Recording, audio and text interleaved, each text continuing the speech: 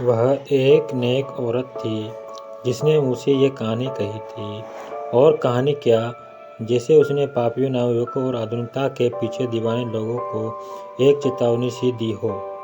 आसमान नीला और साफ था। देखने देखते काली घटाएं गिर आई, काली काली घनघोर घटाएं, जिनके अंतराल में एक भारी तूफान छिपा था। पहले पल तो वे दूर जंगल के उस पार क्षितिज पर उड़ती दिखाई दी थी, लेकिन जरा देर में ही गांव के ऊपर का सारा आकाश उनसे छा गया। झंझा का तेज नौका उन्हें भगाए लिए चला आ रहा था, जैसे घोड़े के चोट से नटखट घोड़े को सपट भगाया जा रहा हो। गुस्से में भरी हुई फूली फूली सूजी और सर्वनाश के लिए तपतर वे घटनाएं जैसे पुपराती हुई चली आ रही थी, और आंधी एक पूरा भयानक झंझावत जैसे सब कुछ मिटा देने के लिए ही उद्यत हो। धूल के बादल पानी के उन बादलों से जाकर टकरा रहे थे। छतें उड़ उड़ कर सैकड़ों गज दूर जा रही थी। दीवारें दर दर कर तड़क तड़क कर रही थी। पेड़ों की पंक्तियों और टहनियों का तो बुरकस ही निकल जा रहा था, और पेड़ जड़ से उखड़कर धराशायी हो रहे थे।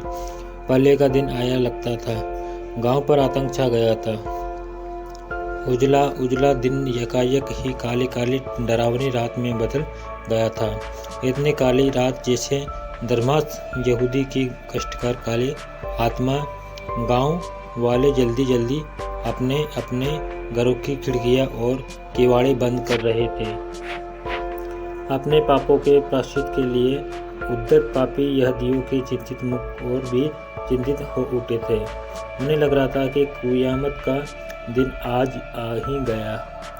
अपने पापों का विकारता उनके दिलों की प्रतिपल बैठा रही थी।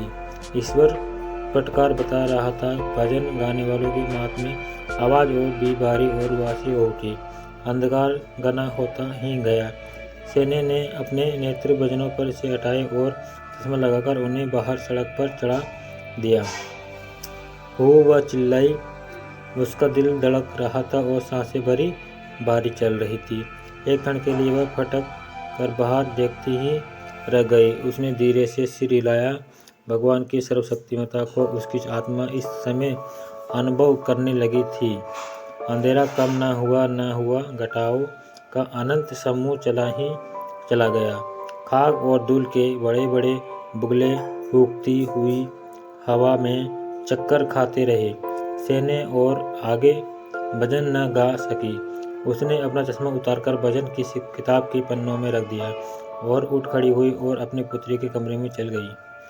तुमने उससे क्या कहा? उसने कमरे में घुसते घुसते कहा, लेकिन पुत्री कमरे में नहीं थी। वृद्धा ने कमरे का कोना कोना खोज डाला, फिर जाकर रसोई घर देखा। जब वह वहाँ भी नहीं मिली, तब फिर वह उसी कमरे में लौट आई। लड़की की ओढ़नी गायब थी। कपड़ों की अलमारी खोली, उसकी जाकिर भी नहीं थी। वह चली गई और उसने उससे कह दिया था कि आज घर से बाहर वह कहीं न निकली। कम से कम इस क़यामत के दिन तो वह घर बैठे और उसे धार्मिक छोकरी के पास न जाए। बाहर के काले आसमान की तरह ही उसकी वृद्ध मुद्रा काली हो उठी। बाहर के तूफान की तरह ही उसके दिल में तूफान उठने लगा। वह मर्माहत घायल सैनिक की तरह कमरे में इधर से उधर चक्कर काटने लगी, जिसे किसी को खा जाने के लिए ढूंढ रही हो। जो कुछ भी पा जाए उसके टुकड़े टुकड़े कर दे। ऐसी पुत्री से तो बांझ भली थी। उसका उद्वेलित हृदय चीख पड़ा और उसने आकाश की तरफ अपना हाथ उठाया। जब अभिशाप उसके होठों से इस पवित्र रविवार को बस निकल गया था, उससे वह डरी नहीं। इस समय तो वह क्रूर से क्रूर, साफ और कठोर से कठोर बात करने लगी। इस समय अगर उसकी बेटी उसे कहीं मिल जाती तो वह उसका जोका पकड़कर खींचती और उसकी खूब जी भरकर पुतली करती। एकाएक जल्दी से उसने अपना साल सिर पर ओढ़ा और घर से निकल पड़ी। वह दोनों को तलाश कर उनका अंत जो कर डालना चाहती थी। बिजली चमक गई और फिर बादल गड़गड़ाए। बिजली रह रहकर चमक रही थी और बादल गरज गरज पड़ते रहे थे। एक के बाद एक बिजली और भी तेजी और चमक के साथ आंखों को धंधा किए देती थी। एक के